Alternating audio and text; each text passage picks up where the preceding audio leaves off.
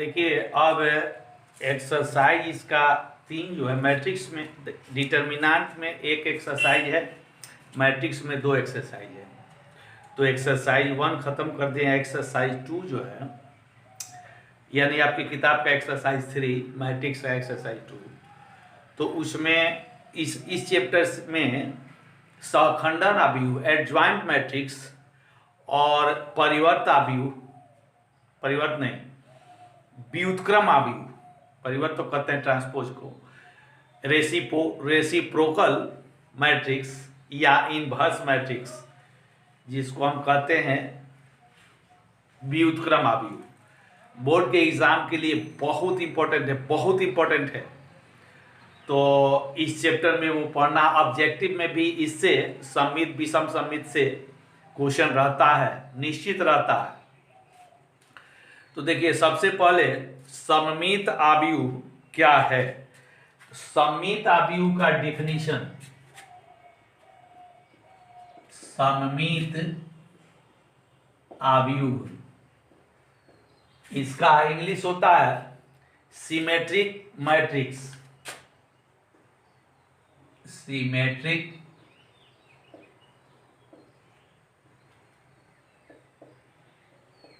Matrix. Definition समझ लीजिए,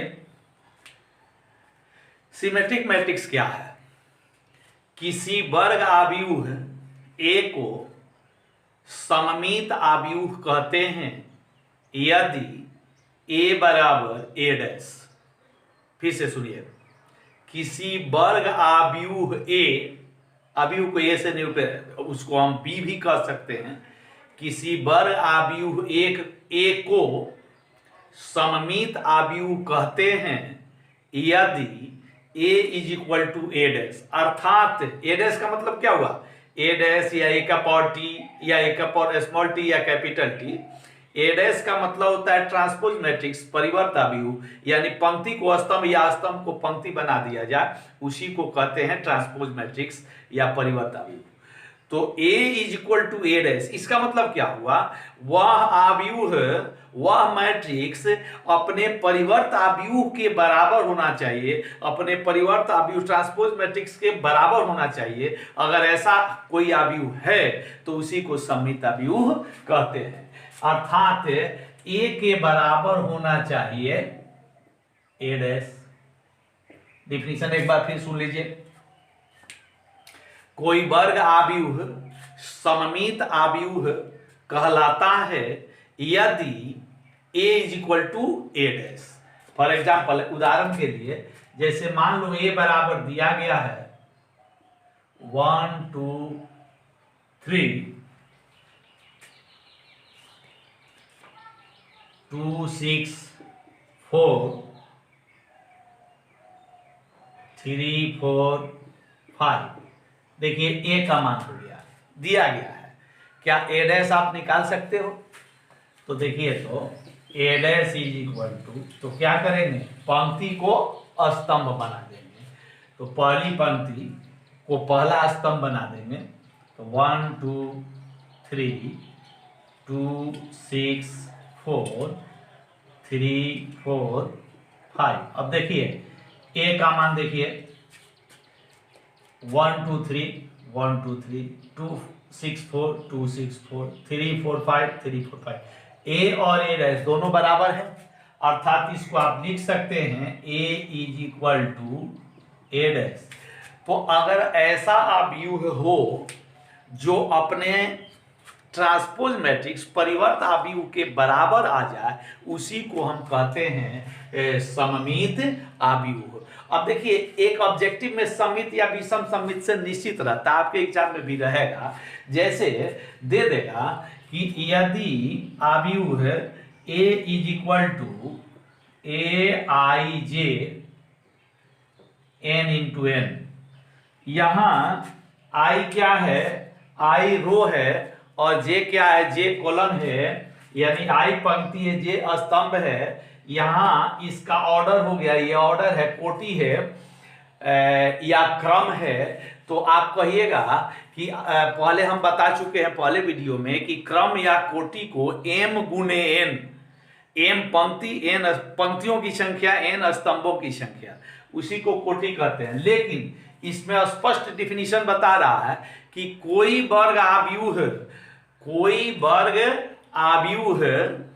सममित आव्यूह होगा यदि a equal to A dash. तो वर्ग आव्यूह किसे कहते हैं? वह आव्यूह जिसमें स्तंभों, पंक्तियों और स्तंभों की संख्या समान हो, माने जितना पंक्ति हो उतना ही स्तंभ हो। अगर 2 पंक्ति है तो 2 स्तंभ होना चाहिए, 3 पंक्ति है तो 3 स्तंभ होना चाहिए, वही ना वर्ग आव्यूह होता है। तो इसका मतलब क्या हुआ? एम और एन दोनों इक्वल हो जाएगा, एम और एन यानी पंक्ति और स्तंभ दोनों इक्वल, दोनों बराबर हो जाएगा। इसीलिए लिखा गया है एन इंटू एन, या इसको एम और एन जब इक्वल होगा तो हम m इंटू एन न लिख करके n इंटू एन लिख सकते हैं।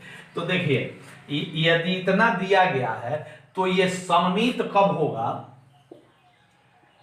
सममित होगा कब?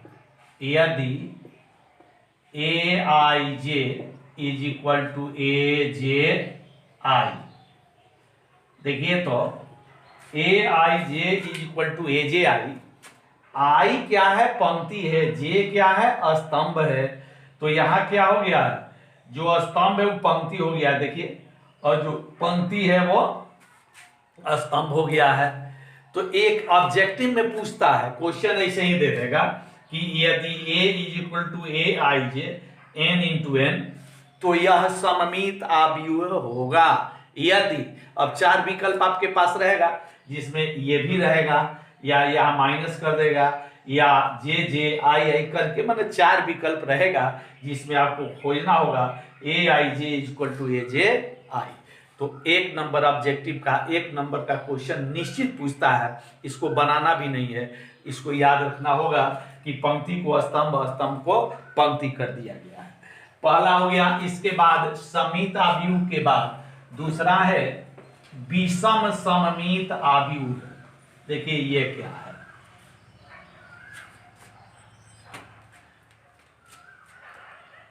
विषम सममित आव्यूह, अंग्रेजी होता है इसका एस्क्यू सिमेट्रिक मैट्रिक्स। अब एस्क्यू सिमेट्रिक मैट्रिक्स का डिफिनीशन समझिए पहले। कोई वर्ग आव्यूह ए विषम सममित आव्यूह कहलाता है। तो उसमें देखिए सममित में आप क्या लिखे थे? कोई वर्ग आव्यूह सममित आव्यूह कहलाता है, ए सममित आव्यूह कहलाता है यदि ए इक्वल टू ए डैश। इसमें क्या लिखिएगा? कोई वर्ग आव्यूह ए देखिए वर्ग आव्यूह होना चाहिए, विषम सममित आव्यूह कहलाता है यदि a is equal to minus A dash. उसमें था a is equal to A dash, इसमें होता है a is equal to minus A dash. अर्थात उसका जो ट्रांसपोज मैट्रिक्स है, अगर मैट्रिक्स पॉजिटिव है तो ट्रांसपोज मैट्रिक्स निगेटिव रहेगा, अगर निगेटिव नहीं रखा जाए तो ये विषम सममित ना होकर के सममित हो जाएगा। एग्जाम्पल के लिए जैसे देखिए, मान लो दिया गया है a इज इक्वल टू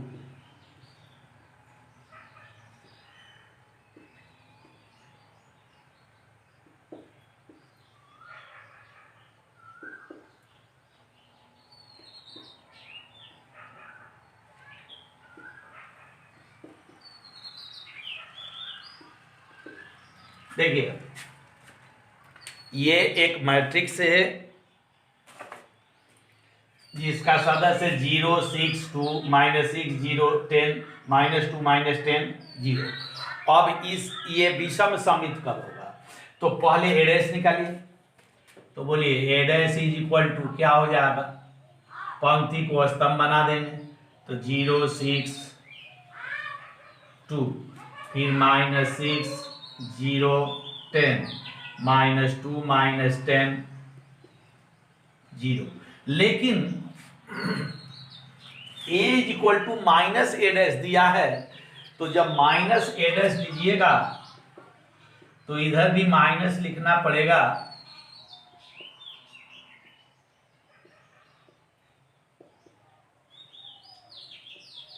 अब बताइए, इस माइनस से, मैट्रिक्स है, डिटर्मिनेंट नहीं है, इस माइनस से जितने सदस्य हैं सब में गुना करना पड़ेगा।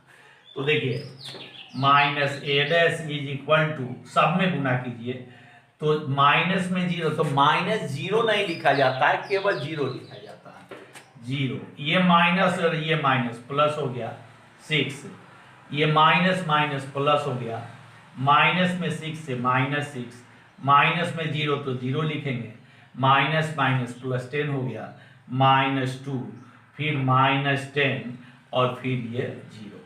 बोलिए तो ठीक ए के बराबर आ गया कि नहीं? देखो 062 062, -6 0 10, -6 0 10, -2 -10 0, -2 -10 0। तो ए और माइनस ए डैश दोनों इक्वल आ गया, बराबर आ गया।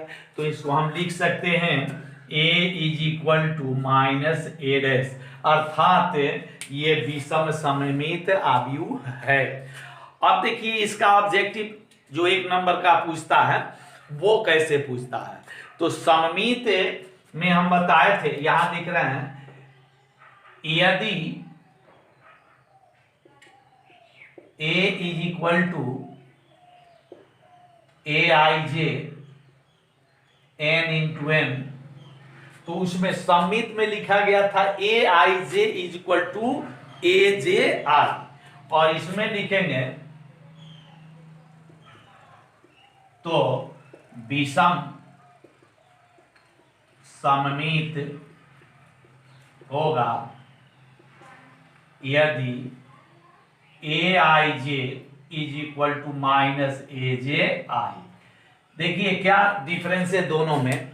उसमें था सममित आव्यूह में था aij is equal to aj i, इसमें हो गया माइनस। प्रायः विद्यार्थी एग्जाम में यही गलती कर देते हैं। क्या करते हैं, वो पहले दिमाग में सेट कर लीजिए ना, तो दिक्कत हो जाती है। पूछेगा सममित और उसके विकल्प में पहला जो विकल्प होगा वही विषम सममित वाला दे देता है, वहां विद्यार्थी कंफ्यूज कर जाता। तो इसलिए इसको दिमाग में सेट कर लीजिए कि सममित और विषम सममित में क्या डिफरेंस है। सममित और विषम सममित में यही डिफरेंस है कि सममित में a is equal to a dash होता है और विषम सममित में a is equal to minus a dash होता है। तो उसमें aij इक्वल टू aj होता है और इसमें aij is equal to minus aj होता है। इसको दिमाग में सेट कर लीजिए एग्जाम तक, न तो विद्यार्थी प्राय इसी में गलती कर देते हैं। तो देखिए सममित और विषम सममित, हम उम्मीद करते हैं कि आपका कंसेप्ट क्लियर हो गया। अब इसमें पढ़ना है अव्युत्क्रमणीय आव्यूह और व्युत्क्रमणीय आव्यूह, ये क्या है समझिए।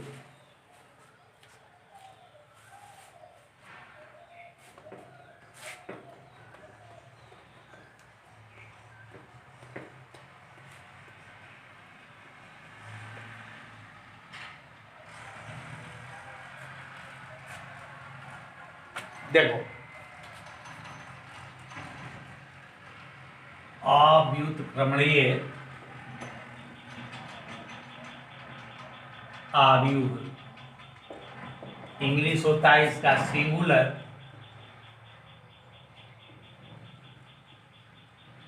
मैट्रिक्स। इंग्लिश ग्रामर का सिंगुलर प्लूरल नहीं है, लेकिन स्पेलिंग वही होता है जो ग्रामर का सिंगुलर होता है। तो देखिए अव्युत्क्रमणीय आव्यूह या सिंगुलर आव्यूह, इसका डिफिनीशन क्या है समझिए। यदि किसी वर्ग आव्यूह, इसमें भी वर्ग आव्यूह होना चाहिए, यदि किसी वर्ग आव्यूह के संगत अवयवों से बने, ध्यान दीजिएगा, यदि किसी वर्ग आव्यूह के संगत अवयवों से बने सारणिक का मान 0 के बराबर हो तो उसको हम अव्युत्क्रमणीय आव्यूह कहते हैं। फिर एक बार सुनिए, आगे इसको किताब में देख लीजिएगा बढ़िया से, लेकिन समझ लीजिए, यदि किसी वर्ग आव्यूह के संगत अवयवों से, यदि किसी वर्ग आव्यूह के संगत अवयव समझ जाइएगा कि पहला पंक्ति तो उसमें भी पहला पंक्ति होना चाहिए, और पहला पंक्ति का पहला अवयव जो मैट्रिक्स में है वही डिटर्मिनेंट में होना चाहिए। तो यदि किसी वर्ग आव्यूह के संगत अवयवों से या सदस्यों से बने सारणिक का मान यानी डिटर्मिनेंट का मान शून्य के बराबर हो तो उसको अव्युत्क्रमणीय आव्यूह कहते हैं। फॉर एग्जाम्पल, जैसे मान लो दिया गया है एक मैट्रिक्स है 1 2 1 2, देखिए ये मैट्रिक्स है। अब इसी मैट्रिक्स, अब दो पंक्ति दो स्तंभ वाला है, तीन पंक्ति तीन स्तंभ वाला भी होता है, तो इसी मैट्रिक्स को यदि डिटर्मिनेंट बना दिया जाए तो डिटर्मिनेंट ऐसे देते हैं,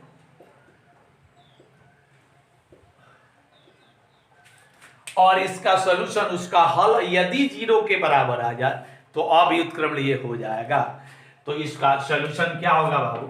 तो डिटर्मिनेंट हल करना पड़ेगा, पहले ऐसे गुना तब माइनस देकर ऐसे गुना, 1 में 2 से 2 माइनस 2 में 1 से 2 अर्थात 0। देखिए 0 के बराबर आ गया, इसलिए ये अव्युत्क्रमणीय आव्यूह है। अब इसके बाद है ठीक अपोजिट व्युत्क्रमणीय आव्यूह,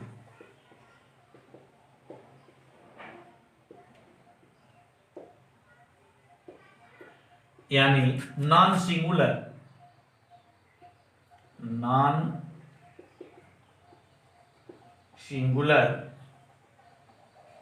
मैट्रिक्स। ये क्या है? ठीक अपोजिट, यदि किसी वर्ग आव्यूह के संगत अवयवों से बने सारणी का मान शून्य के बराबर न हो, उसमें था शून्य के बराबर हो, इसमें शून्य के बराबर न हो तो उसको व्युत्क्रमणीय आव्यूह कहते हैं। जैसे a इक्वल टू मान लो दिया गया है 1 2 2 1, अब इसका संगत डिटर्मिनेंट हो जाएगा,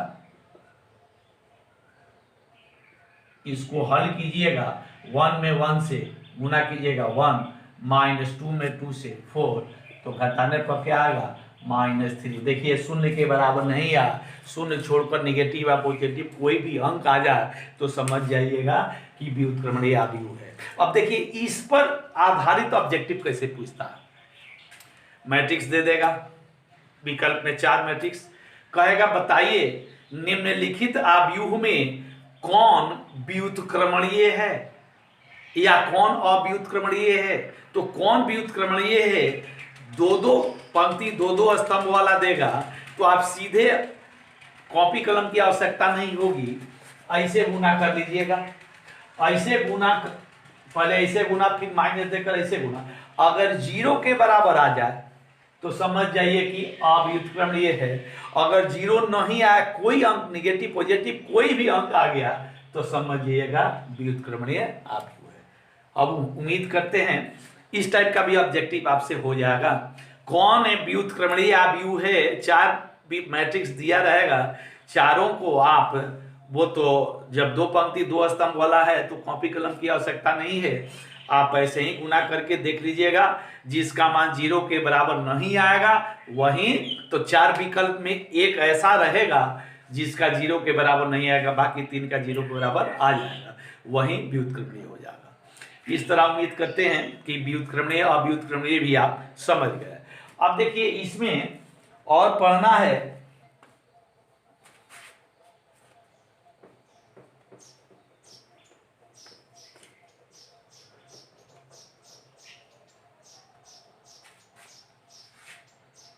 इसको हम नोट करके लिखा देते हैं।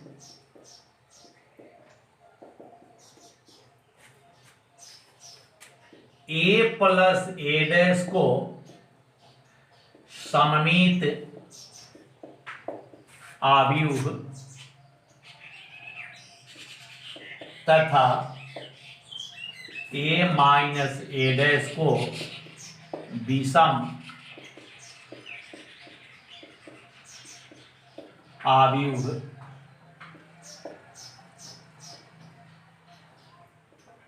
अब आप आपके दिमाग में ये बात एक क्वेश्चन उठेगा कि अभी बताएं यदि a is equal to A dash और a is equal to minus A dash तो उसको a is equal to A dash तो समित a is equal to minus A dash तो उसको विषम समित, और फिर कह रहा है कि यदि a प्लस ए डैश तो a प्लस ए डैश को समित और a माइनस ए डैश को विषम समित कहते हैं। तो देखिए वो सिंगल एक के लिए था, इसमें अगर दो दिया गया है तो देखिए इसका सॉल्यूशन, इसका प्रूफ भी हम बता दे रहे हैं कैसे होगा। जैसे मान लीजिए हम प्रूफ कर रहे हैं,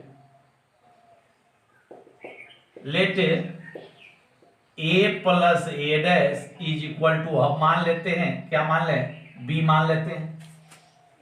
अब आप बताइए अगर b बराबर हो जाएगा b डैश के तो ये समित हो जाएगा।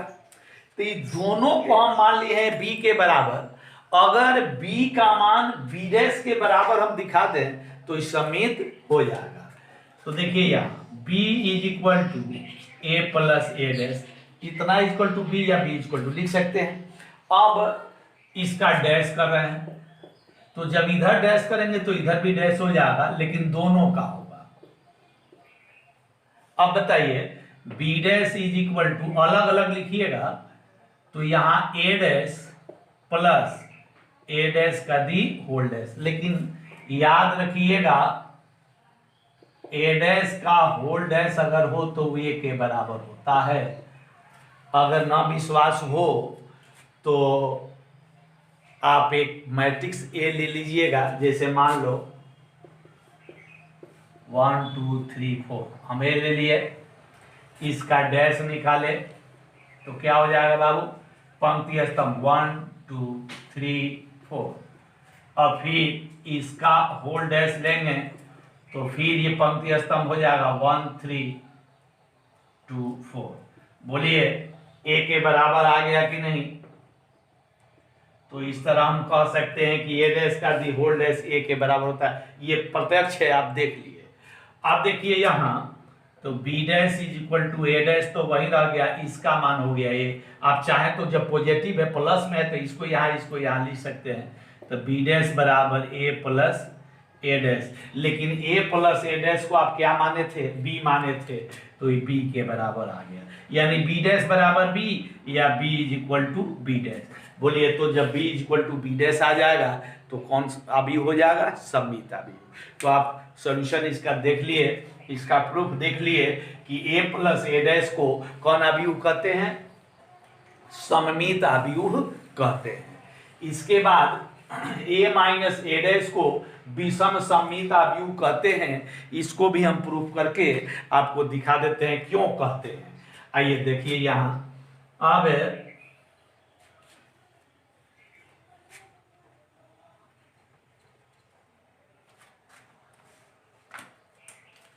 लेट मान लिया कि a माइनस ए डैश को फिर हम मान लिए b।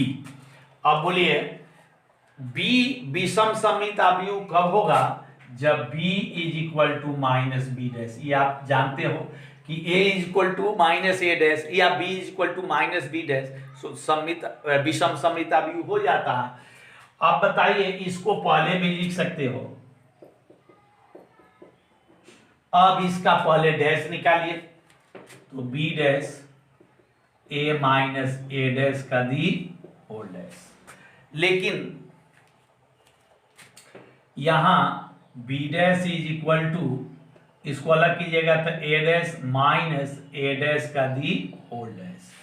तो b dash is equal to a dash minus, बोलिए तो इसका मान क्या होता है, इसका मान होता है a डैश का दी होल डैश a होता है। अब हमको दिखाना है b is equal to minus B dash, तब ना विषम सममित होगा। तो दोनों तरफ माइनस लीजिए, minus minus A dash minus A.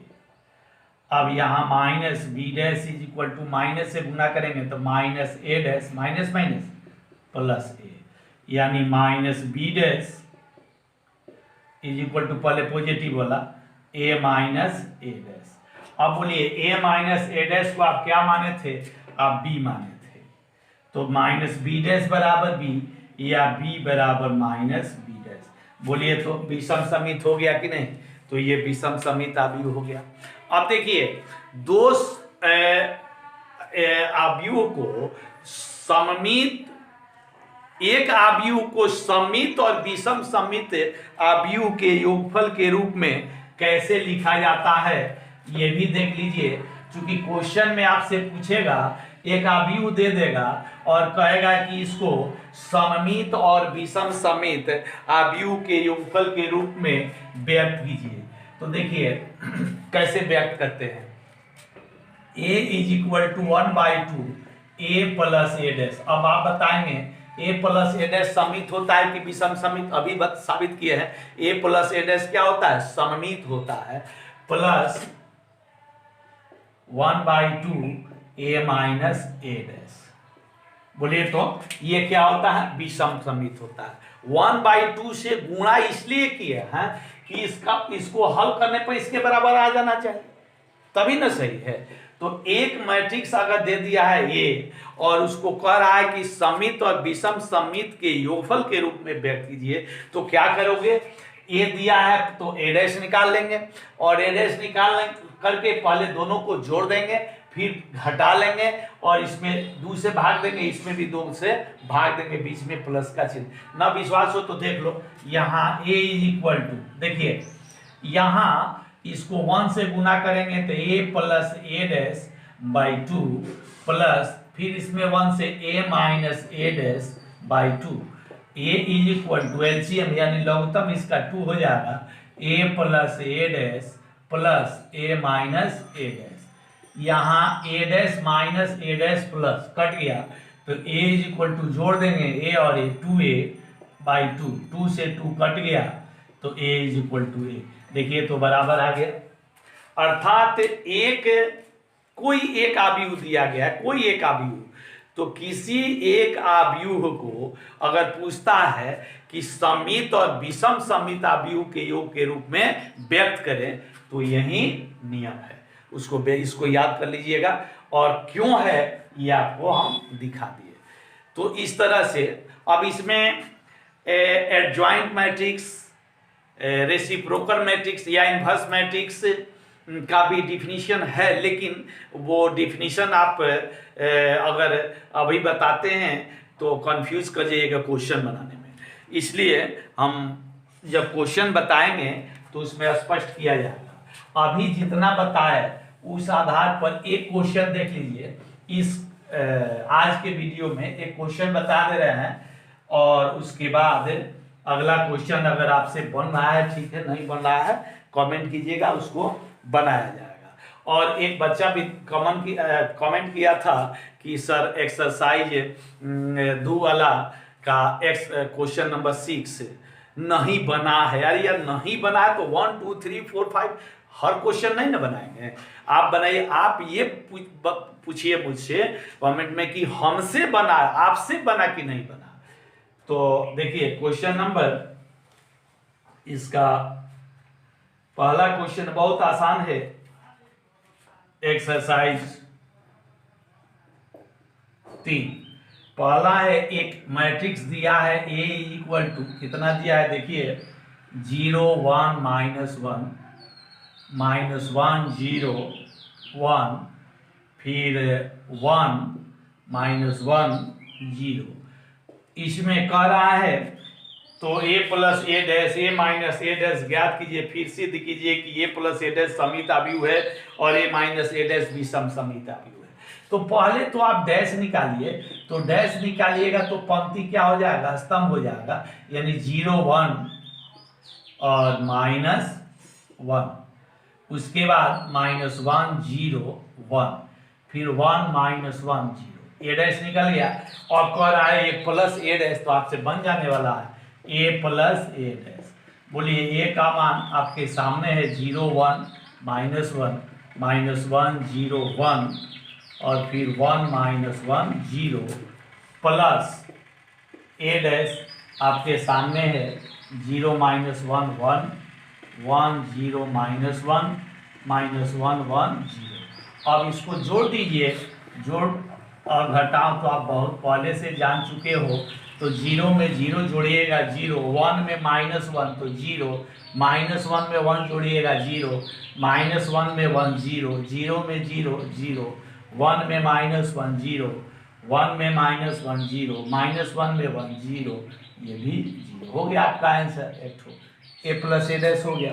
अब a माइनस a डैश, तो a का मान यहाँ a का मान 0 1 -1 -1 0 1 1 -1 0, फिर उसके बाद माइनस है और माइनस a डैश का मान आपके सामने है 0 -1 1 1 0 -1 0, सॉरी -1 1 0।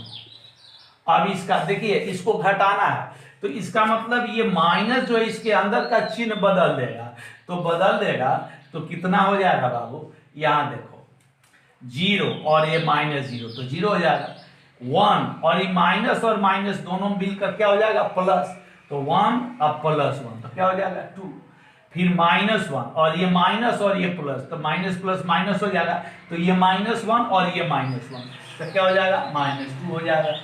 उसके बाद -1 और ये -1 तो क्या हो जाएगा -2 हो जाएगा, फिर 0 और -0 तो 0 हो जाएगा, फिर ये 1 और माइनस माइनस प्लस हो जाएगा, तो 1 और 1 2 हो जाएगा। उसके बाद देखिए 1 और ये माइनस माइनस प्लस 1 2 हो जाएगा, फिर -1 ये माइनस हो गया तो -2 हुआ, और 0 तो 0 हो जाएगा। तो ये हुआ आपका a माइनस a डैश। अब कह रहा है कि दिखाइए कि a प्लस a डैश समित अवयव है तथा a माइनस a डैश विषम समित अवयव है। तो बोलिए a प्लस a डैश का जो मान आया है तो इसको समित दिखाना है, तो a प्लस a डैश बराबर हो आना चाहिए a प्लस a डैश का दी होल डैश। तो यहाँ देखिए आप a प्लस a डैश तो आपके सामने है, अब निकाला है a प्लस a डैश का दी होल डैश, तो क्या यहाँ लिखेंगे a प्लस a डैश का दी होल डैश। तो बोलिए क्या करते हैं a प्लस a डैश का जो मान है उसके पंक्ति को स्तंभ बना दीजिए, तो ये तो टोटल 0 है, बनाइएगा तो 0 0 0 0 0 0। बोलिए तो किसके बराबर है, इसके बराबर है, अर्थात a प्लस a डैश। हम क्या देख रहे हैं, इसको पहले या इसको पहले लिख सकते हो a plus a dash is equal to a plus a dash का दी होल डैश। तो इसलिए a प्लस a डैश सममित अवयव है, ये प्रूव हो गया। अब देखिए इसके बाद है फिर सिद्ध करने के लिए कि a माइनस a डैश विषम समित अवयव है। तो देखिए a माइनस a डैश का मान आपके सामने है, अब हम क्या निकालेंगे a माइनस a डैश का दी होल डैश पहले निकालेंगे, तो पुनः a माइनस a डैश का दी होल डैश। तो देखिए a माइनस a डैश का मान ये है, इसका होल डैश करेंगे तो पंक्ति स्तंभ हो जाएगा, यानी 0 2 -2 -2 0 2 2 -2 0। अब कह रहा है हाँ तो विषम समित निकालना है, तो यहाँ माइनस देना पड़ेगा, माइनस a डैश का दी होल डैश, तो यहाँ भी माइनस हो जाएगा 0 -2 2 2 0 -2। अब बोलिए इस माइनस से गुना कीजिएगा सब में, तो 0 तो माइनस लिखते नहीं है, केवल 0 लिखेंगे, और ये माइनस माइनस प्लस हो जाएगा, ये माइनस हो जाएगा, फिर ये माइनस हो जाएगा और ये 0 है और ये प्लस हो जाएगा, ये प्लस हो जाएगा, ये -2 और बोलिए तो इसके बराबर है कि नहीं, मिलाओ बाबू। देखिए ठीक इसके बराबर आ गया है, तो यहाँ हम लिख सकते हैं a माइनस a डैश, अर्थात ये और ये दोनों बराबर आ गया। इसका मतलब क्या हुआ, a माइनस a डैश, क्या लिखेंगे यहाँ a minus a dash is equal to -a dash का दी होल डैश। बोलिए ये यहाँ a माइनस ए डैश, यहाँ a माइनस ए डैश का होल डैश अगर केवल आता तो यह क्या हो जाता, सिमेट्रिक मैट्रिक्स यानी समिताव्यूह। यहाँ माइनस आ गया तो स्क्यू सिमेट्रिक मैट्रिक्स अर्थात विषम समिताव्यूह। तो लिख देंगे इसलिए a माइनस ए डैश विषम सममित आव्यूह है, यही साबित करना था। अब इसके बाद अगले वीडियो में फिर अगला सवाल बताएंगे। बहुत लंबा वीडियो हो जाने के बाद तुम लोग पढ़ते नहीं हो, तो इसलिए बहुत लंबा नहीं बना रहा है। बस आज के लिए इतना ही, धन्यवाद।